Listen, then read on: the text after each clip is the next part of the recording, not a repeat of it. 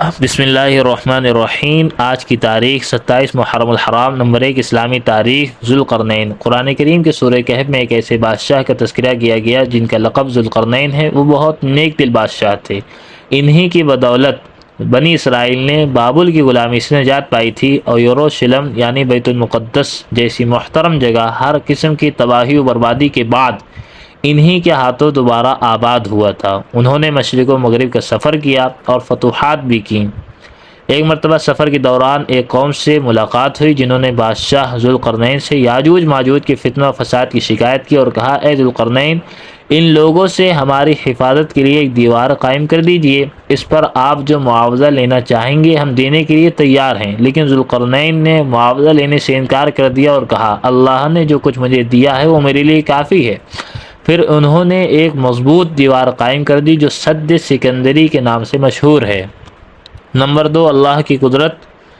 کھارے اور میٹھے پانی کا الگ رہنا۔ قرآن مجید میں اللہ تعالیٰ نے ایسے 2 سمندروں کا تذکرہ کیا ہے جن میں سے ایک کا پانی کھارا اور دوسرے کا میٹھا ہے۔ ان میں طوفان بھی آتے ہیں اور جوار بھاٹا بھی ہوتا ہے۔ بڑے بڑے سمندری جہاز بھی چلتے ہیں، مگر اس کے باوجود کھارا اور میٹھا پانی ایک دوسرے میں نہیں ملتا، جبکہ ان کے درمیان کسی قسم کی کوئی آڑ یا رکاوٹ بھی نہیں ہے۔ یہ اللہ تعالیٰ ہی کی قدرت کا کمال ہے کہ اس نے کھارے اور کڑوے پانی کو بغیر کسی رکاوٹ کے ایک دوسرے سے الگ کر رکھا ہے۔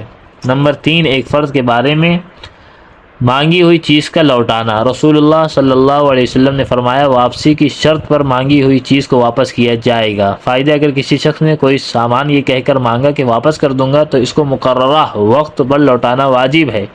اس کو اپنے پاس رکھ لینا اور بہانہ بنانا جائز نہیں ہے۔ نمبر 4، ایک سنت کے بارے میں سفر سے واپسی کے بعد نماز پڑھنا۔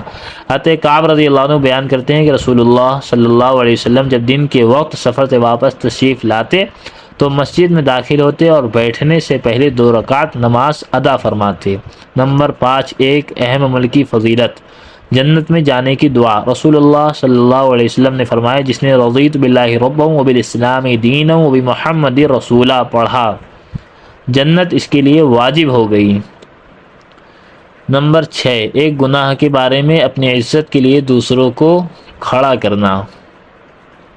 رسول اللہ صلی اللہ علیہ وسلم نے فرمایا، جو شخص اس بات کو چاہے کہ لوگ اس کی عزت کے لیے کھڑے ہوں تو اسے اپنا ٹھکانہ جہنم میں بنا لینا چاہیے۔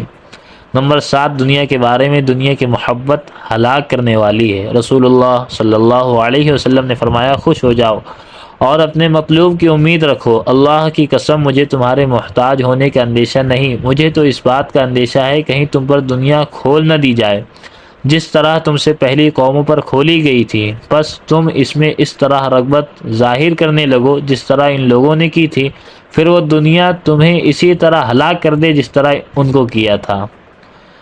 نمبر 8، آخرت کے بارے میں اہل جنت کی عمدہ فرش۔ قرآن مجید میں اللہ تعالیٰ فرماتا ہے، اہل جنت سبز رنگ کے نقش و نگار والے فرشوں اور عمدہ قالینوں پر تکیہ لگائے بیٹھے ہوں گے۔ نمبر 9، طب نبوی سے علاج۔ لہسن کے فوائد۔ رسول اللہ صلی اللہ علیہ وسلم نے فرمایا، اگر میرے پاس فرشتے نہ آیا کرتے تو میں لہسن ضرور کھاتا۔ فائدہ، آپ صلی اللہ علیہ وسلم کے فرمان سے صاف ظاہر ہے کہ لہسن اپنے اندر بہت سے فوائد رکھتا ہے، چنانچہ اطباء کہتے ہیں کہ اس کے کھانے سے سینے کا درد جاتا رہتا ہے، یہ کھانا ہضم کرتا ہے اور پیاس کم کرتا ہے۔ نمبر 10، قرآن کریم کی نصیحت۔ قرآن مجید میں اللہ تعالیٰ فرماتا ہے، تم اس وقت تک نیکی اور بھلائی حاصل نہیں کر سکتے جب تک تم اپنی محبوب چیزوں سے اللہ کے راستے میں خرچ نہ کر لو، اور جو کچھ بھی تم خرچ کرتے ہو تو اللہ تعالیٰ اس کو اچھی طرح جانتا ہے۔ سبحان اللہ بحمدہ، سبحانک اللہم وبحمدک، نشہد ان لا الہ الا انت، نستغفرک ونتوب الیک۔